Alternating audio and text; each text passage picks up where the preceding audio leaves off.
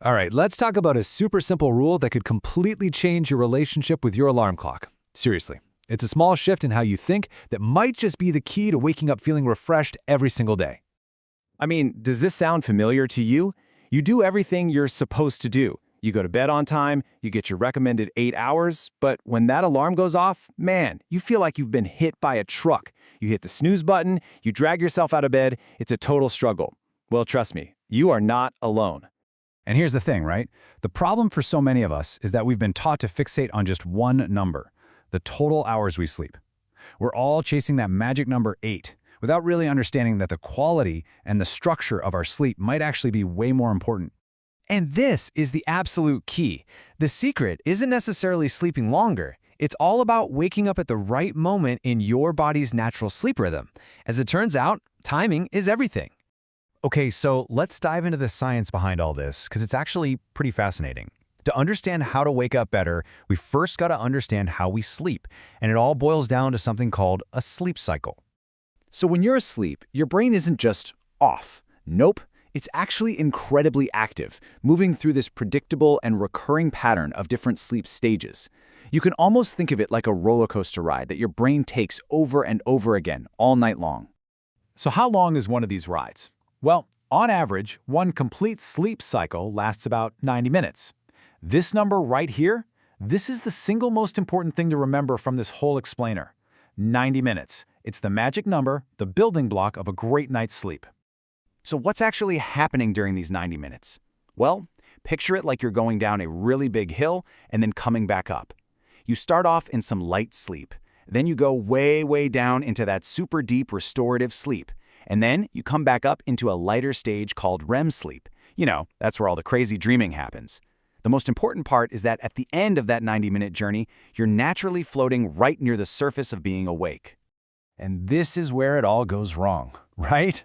When your alarm blares while you're at the very bottom of that hill, stuck in that deep, deep sleep, it's just a massive shock to your system. That horrible, groggy, where am I feeling? That has a name. It's called sleep inertia, and that's exactly why you feel so awful in the morning. Okay, so if getting yanked out of a deep sleep cycle is the problem, well, the solution is actually beautifully simple.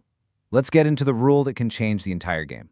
The whole goal of the 90-minute rule is to time your sleep so that your alarm goes off when you are naturally in your lightest stage of sleep, right at the very end of a cycle. It's about working with your brain, not constantly fighting against it. Now, this probably sounds great in theory, right? But how do you actually apply it? It's way, way easier than you might think. Let's break down the super simple math you can use, like tonight.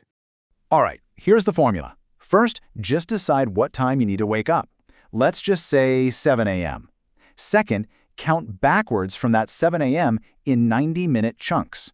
Now, most adults feel their best after 5 or 6 of these full cycles, which works out to 7.5 or 9 hours of sleep. Finally, and this part is super important, give yourself a 15-minute buffer to actually fall asleep. Don't forget that part. Let's walk through a real example. If you need to be up at 7 a.m. and you want to get 6 full cycles, you count back 9 hours. That takes you to 10 p.m. But wait, you got to build in that 15-minute buffer for falling asleep, which means your target bedtime is actually 9:45 p.m. See? It's that simple. No more guessing, it's a precise calculation for a much better morning. So what's the big payoff here? What really happens when you shift from just counting hours to counting cycles? Honestly, the difference can be like night and day. Yeah, let's just look at this side by side. The old way was all about quantity. You know, just hitting a target, like 8 hours, no matter what. The new, smarter way, it's all about quality. Focusing on completing a set of full 90-minute sleep cycles so you wake up when your body is actually ready to. And here's what you get for it. By making this one little change, you can genuinely wake up feeling refreshed and clear-headed. You can finally ditch that dreaded morning grogginess, which means you'll have more energy that actually lasts throughout the day. You're not fighting your body anymore. You're finally working in sync with its natural biological rhythm. So listen, forget all the expensive gadgets or complicated routines. Sleeping smarter starts with something much, much simpler, just respecting your body's natural rhythm. So why not give it a try? The only question left is, what's your target bedtime going to be tonight?